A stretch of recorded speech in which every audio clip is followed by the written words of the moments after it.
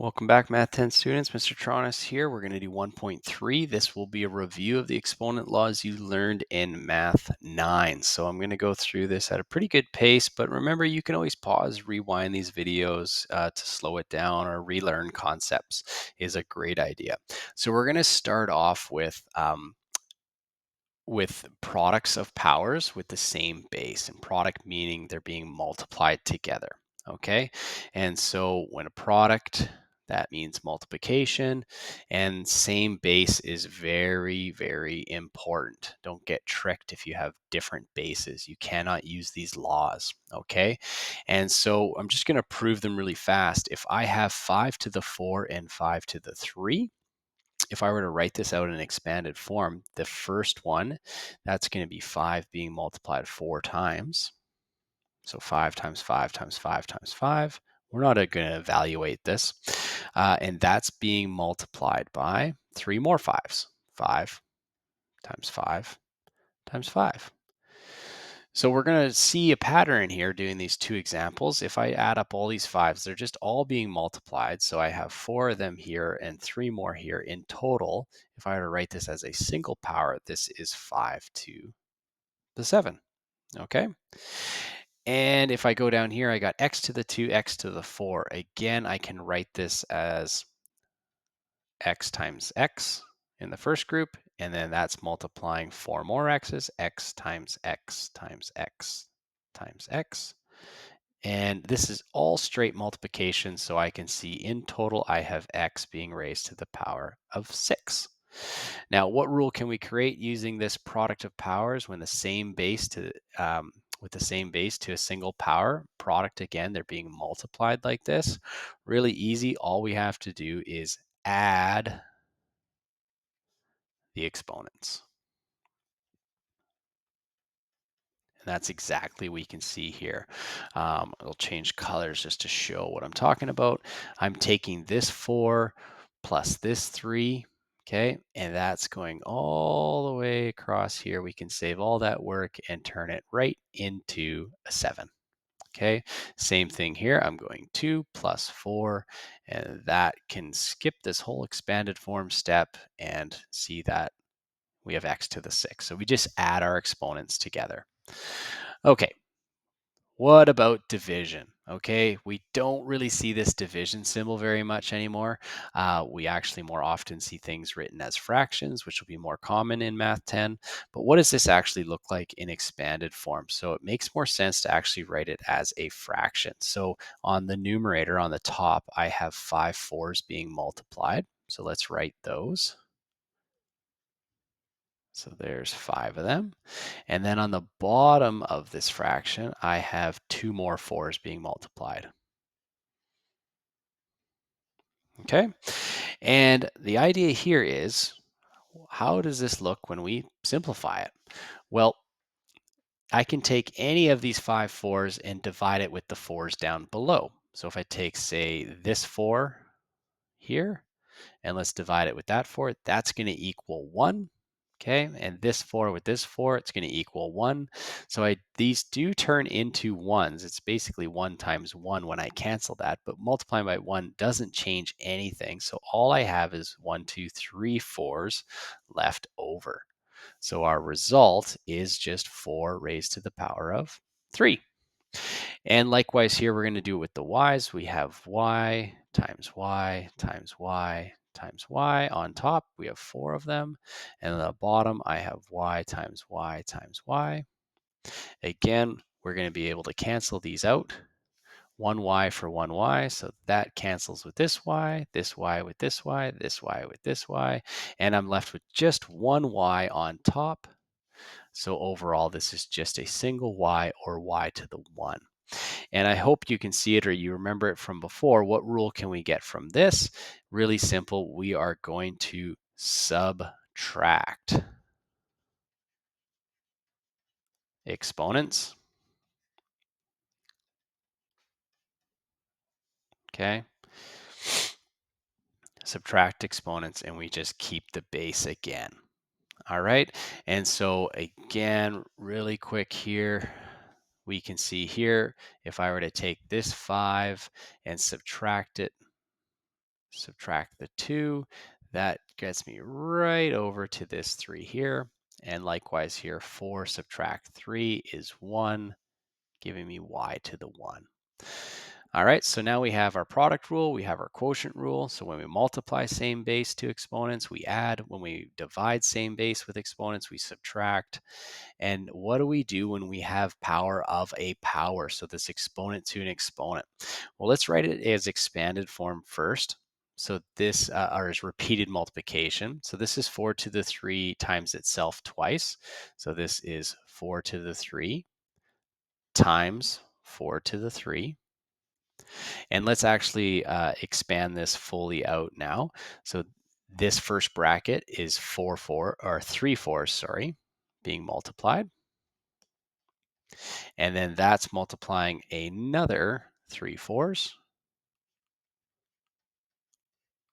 Oh, sorry, I should use bracket notation like I did. Okay, this is all multiplication. So I have 6 fours being multiplied, or 4 raised to the power of 6. Same here, I have a squared raised to the power of 4. So what that means is I have a squared times a squared times a squared times a squared. And let's expand this out. So it's going to be a times a times a times a, and a times a.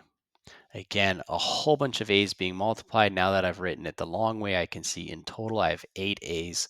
So that's a to the power of 8. Well, what rule can we deduce from this? Really simple. We multiply exponents when we have a power to a power. Easy way to remember this, I find, is because the numbers are right beside each other, kind of the same way we multiply two numbers when they're in brackets, like 2 times, that's 2 times 4. It looks really similar in this notation. So we just need to multiply. So again, if I went 3 times 2, that would give us 6 over here. And again, 2 times the 4 would give us the 8 over here. All right, so now that we have these laws, let's see if we remember how to use them. But in short form, this is how we write them. I do want you to add on the quotient because we rarely see it in division notation. We usually see it written as a to the m over a to the n as a fraction. Okay. And there's one extra one here, is anything raised to the power of 0 is 1. We'll talk about that more in the next lesson, but that's a law again from Math 9, and a cannot be 0.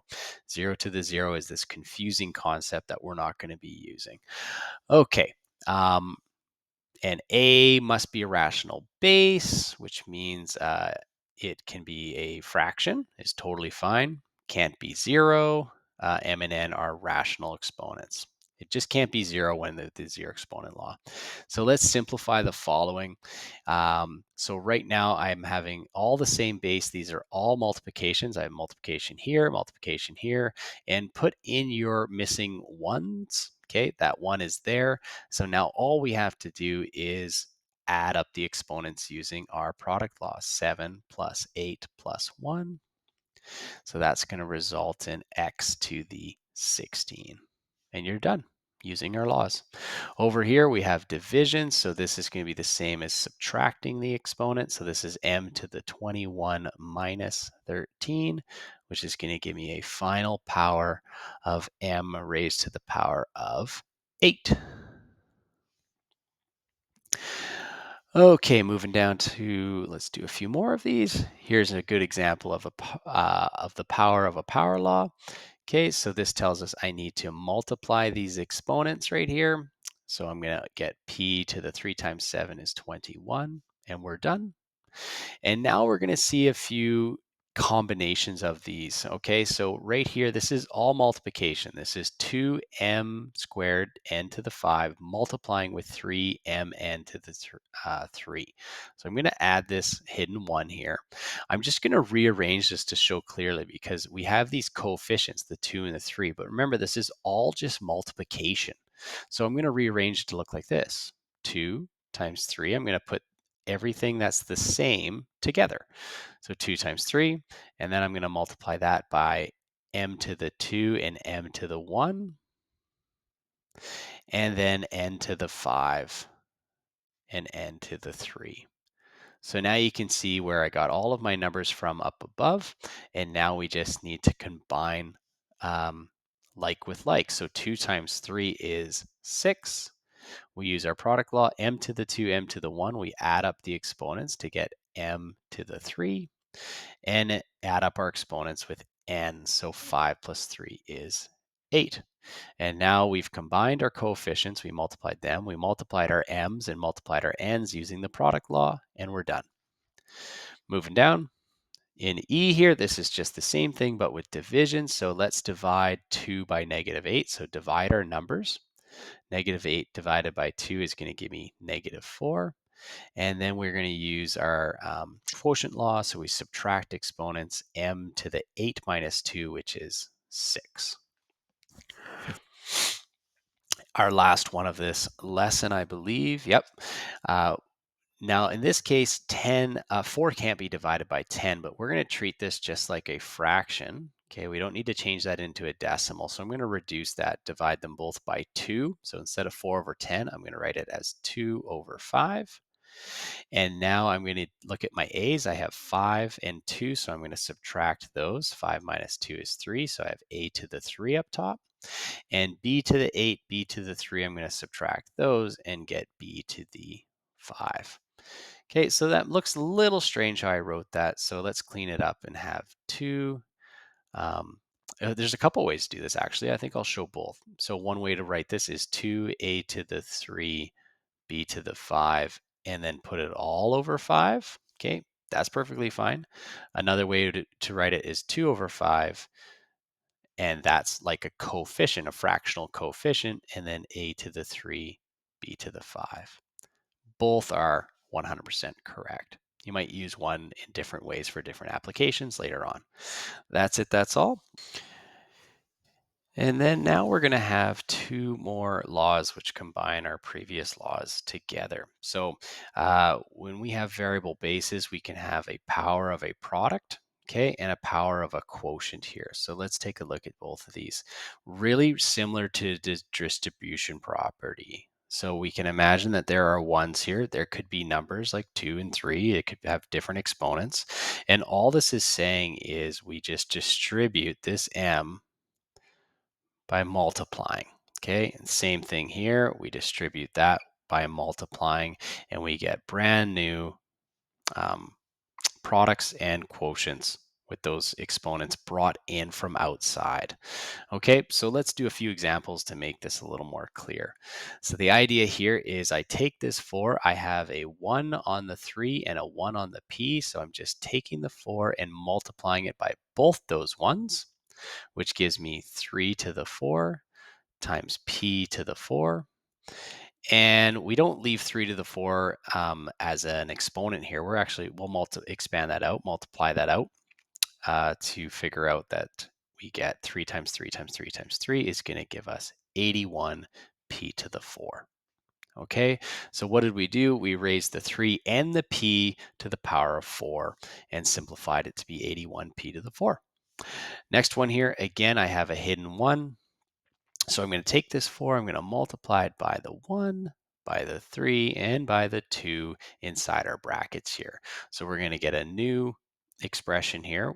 And notice I include the negative. It's going to be raised to the power of 4. And then p to the 3, this is all multiplication, by 4 is going to be p to the 12. And q to the 2 times 4 is 8. Only thing we got to do is evaluate this -2 to the 4, which is going to be positive 16, right? Yeah, positive 16. 2 times 2 is 4, times 2 is 8, times 2 is 16. And there's our final result. Okay, let's take a look at a quotient here. Same idea. We have all these exponents, m to the 3, 2 to the 1, n to the 2, and we're just multiplying all of these. Gets a little messy, I guess, drawing it like that, but we're just multiplying all those exponents. So we'll get a new fraction of m to the 3 times 5, which is 15, Down below here, this is going to be 2 to the 5 and n to the 2 times 5, which is 10.